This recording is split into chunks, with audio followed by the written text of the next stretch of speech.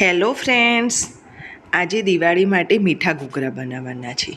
તો તેના માટે મેં અહીં અડધો કપ સોજી લીધી છે. જે ઝીણી સોજી આવે છે તેનો મેં ઉપયોગ કર્યો છે. તમે નાની કે મોટી કોઈ પણ લઈ શકો છો. હવે મેં તેટલું જ એટલે કે અડધો કપ કોપરાનું છીણ લીધું છે અને તેટલા જ પ્રમાણમાં મેં બુરું ખાંડ લીધી છે. તમે બુરું ખાંડની જગ્યાએ દળેલી ખાંડનો પણ ઉપયોગ કરી શકો છો. થોડા ડ્રાયફ્રૂટ્સ અને જાયફળ અને ઇલાયચીનો પાવડર લીધો છે. મેં અહીં ઇલાયચી 8થી 10 અને ચણાના જેટલું જ જાયફળનો ઉપયોગ કર્યો છે. તો હવે કડાઈમાં 2 ચમચી જેટલું ઘી મૂકીશું અને ડ્રાયફ્રૂટ્સને ઘીની અંદર શેકી લઈશું. અત્યારે મેં અહીં બધા ડ્રાયફ્રૂટ્સ આખા જ શેકી લીધા છે. પછી તેને આપણે મિક્સરની અંદર પાવડર કરી લઈશું. ડ્રાયફ્રૂટ્સને 2થી 3 મિનિટ માટે જ ઘીની અંદર શેકી લઈશું અને પછી તેને કાઢી લઈશું.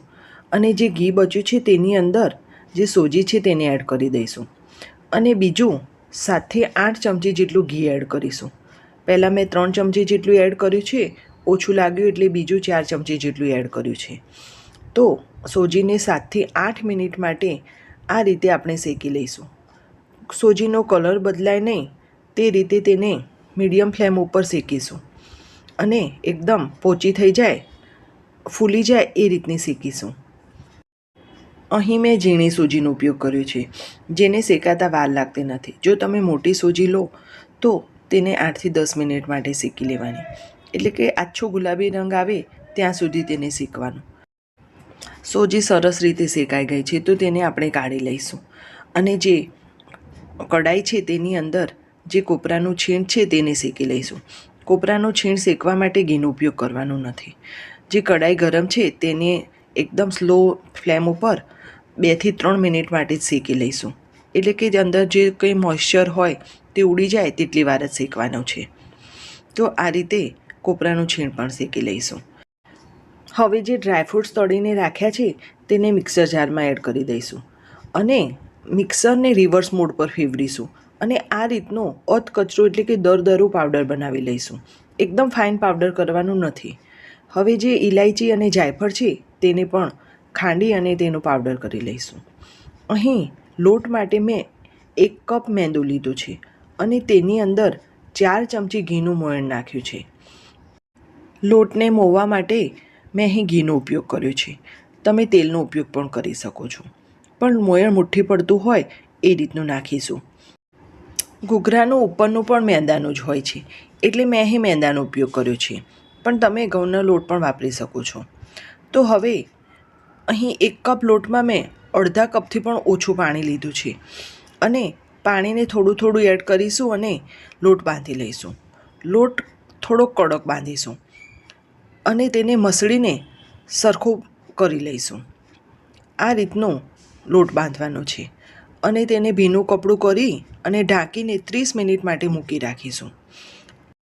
હવે ઘૂઘરાની અંદર ભરવાનો જે મસાલો છે તે તૈયાર કરી લઈશું. તો સોજી એકદમ ઠંડી થઈ જાય એટલે એને એક બાઉલમાં ટ્રાન્સફર કરી લઈશું. તેની અંદર જે ટોપરાની છીણ શેકેલી છે તે એડ કરીશું, જે ડ્રાયફ્રૂટ્સનો પાવડર કર્યો છે તે એડ કરી દઈશું અને તેની અંદર બુરું ખાંડ એડ કરીશું. બુરું ખાંડ નાખવાથી મસાલાનો ટેસ્ટ એકદમ સરસ આવે છે. તો અડધી ચમચી જેટલો ઇલાયચી અને જાયફળનો પાવડર એડ કરી દઈશું અને બધું મિક્સ કરી લઈશું અને ટેસ્ટ કરી લઈશું કે ખાંડ ઓછી તો નથી ને. મને અહીં ખાંડ ઓછી લાગી એટલે બીજી મેં 3 ચમચી જેટલી ખાંડ એડ કરી છે. તમે તમારી ચોઈસ પ્રમાણે વધારે કે ઓછી ખાંડ એડ કરી શકો છો. જે લોટ બાંધ્યો છે તેને અડધો કલાક જેટલો સમય થઈ ગયો છે.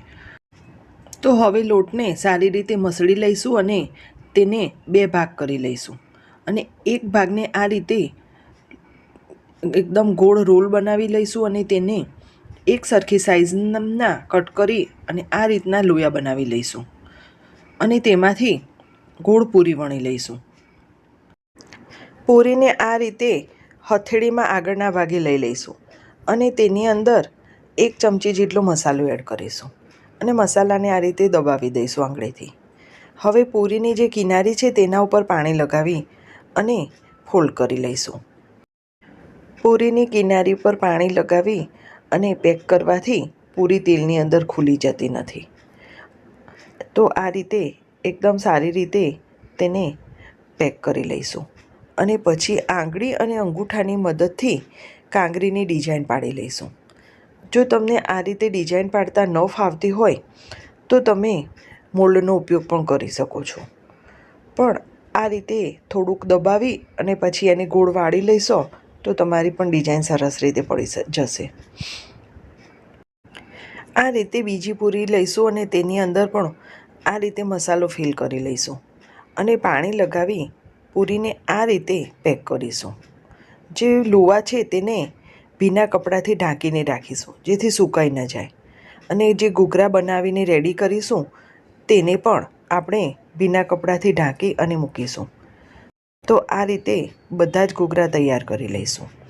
મેં અહીં એક દિયાના શેપનો ઘૂઘરો તૈયાર કર્યો છે. જો તમે દિયાનો એટલે કે દીવાનો શેપ આપવો હોય તો આ રીતે વચ્ચેથી ફોલ્ડ કરી અને આ રીતે રોલ કરી લેશો એટલે દીવા જેવો શેપ થઈ જશે. તો મેં અહીં